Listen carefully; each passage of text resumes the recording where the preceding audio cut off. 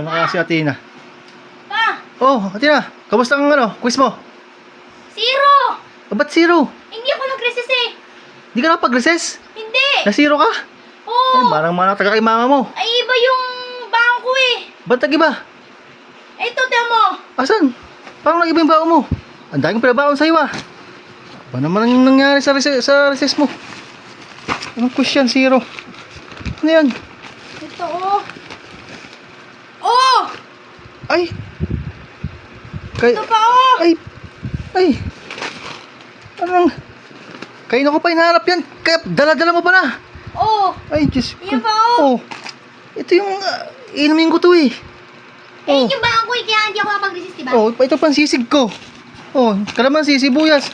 Mangwan, pang inom ko to. Kayo ko pa hinahanap to. Nasa iyo pala. Saan mo kinuha to? Halina dampot mo. Ito yata sa'yo eh. Ay, nako. Andito yung sa akin sa may tabi. Ito kinuha mo. Yun yung kinuha mo. Ito yung bao mo. Tingnan mo.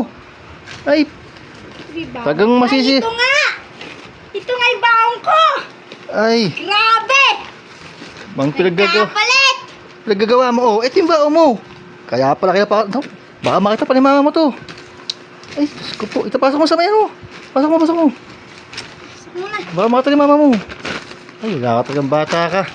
Ba't nakita mo yung pansisig ko sa pang gin ko? Ang susunod kasi, liliwanagin nyo, lalagyan nyo ng name tag yung Nako. inyo.